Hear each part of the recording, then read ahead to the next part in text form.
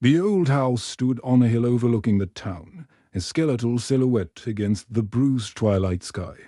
They called it the Blackwood Manor, though no one remembered any Blackwoods ever living there, for as long as anyone could remember.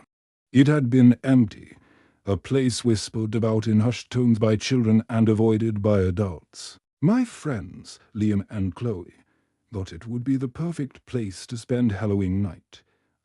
Of course, with the reluctant third, "Come on, Ethan," Liam had said, his eyes gleaming with mischief. "It's just an old house. What's the worst that could happen?" Famous last words, right? As we pushed open the massive, groaning oak door, a wave of cold, musty air washed over us, carrying the scent of decay and something else, something metallic and vaguely sweet. Like old pennies and forgotten perfume, the door slammed shut behind us with a deafening boom that echoed through the cavernous foyer, plunging us into near-total darkness. "Well, that's not creepy at all," Chloe muttered, her voice trembling slightly as she fumbled for her phone's flashlight. The beam cut a nervous path through the gloom, revealing a grand staircase draped in cobwebs as thick as cotton candy. Dust motes danced in the light like tiny, frantic ghosts. "See, nothing to worry about," Liam said, trying to sound brave, but I could hear the waver in his voice. "Let's explore. I bet the master bedroom is upstairs." We ascended the creaking stairs, each step a groan of protest from the ancient wood. The air grew colder with every floor we climbed. Paintings lined the walls, their subjects' eyes obscured by shadow, seeming to follow our every move. I couldn't shake the feeling that we were being watched, that we had disturbed a long, silent slumber. The second-floor hallway was a long, dark corridor lined with closed doors. One door, at the very end, was slightly ajar. A faint, melodic humming seemed to emanate from within. It was a lullaby, a tune that was both beautiful and deeply unsettling. "Did you guys hear that?" I whispered, my heart hammering against my ribs.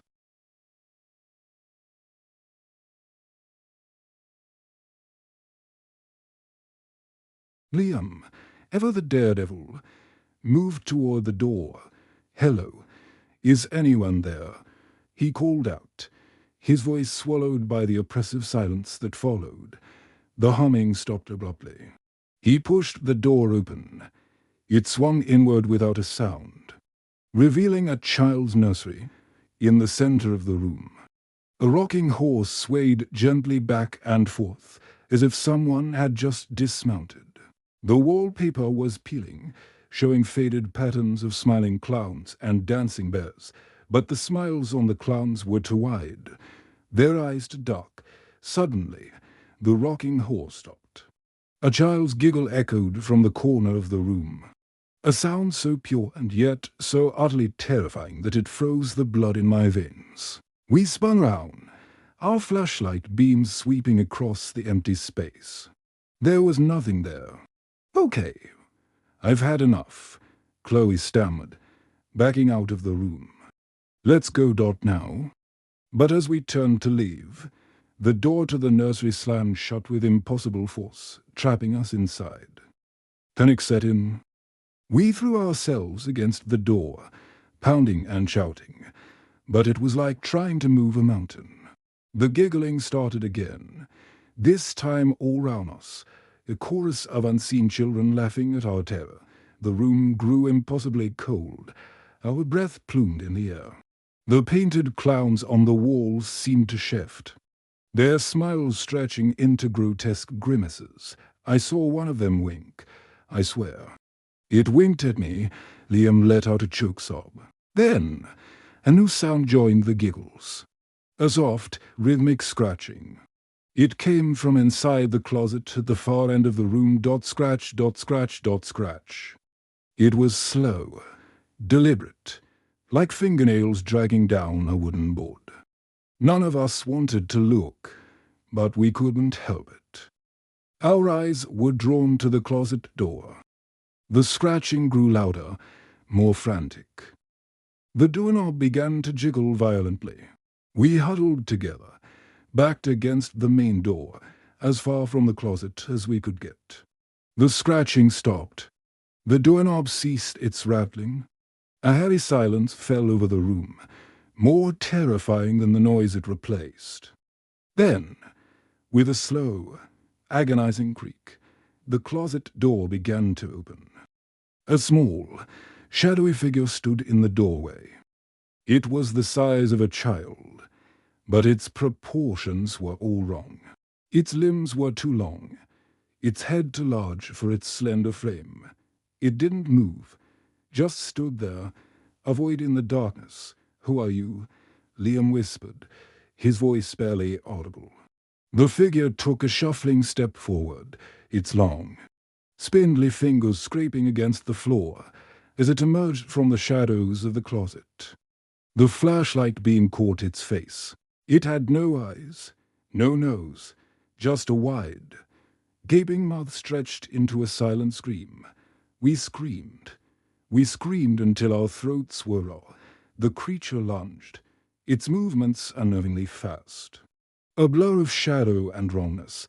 I squeezed my eyes shut, bracing for the inevitable.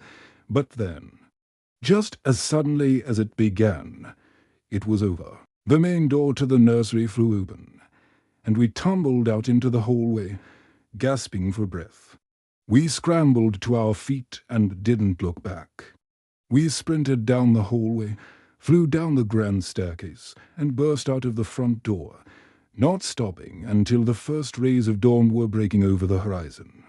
We never spoke of what happened in the nursery that night. We tried to convince ourselves it was a shared hallucination, a trick of the mind brought on by fear and the power of suggestion. But sometimes, when I'm alone in the dark, I can still hear it. That soft, melodic humming, the sound of a rocking horse swaying in an empty room, and the faint, rhythmic scratching, a sound that promises that some doors, once opened, can never truly be closed again. Thanks for joining me on this terrifying tale. If you enjoyed this story, be sure to hit that like button and subscribe for more chilling content. Let me know in the comments if you've ever had a paranormal experience you can't explain. Stay safe, and remember to check your closets.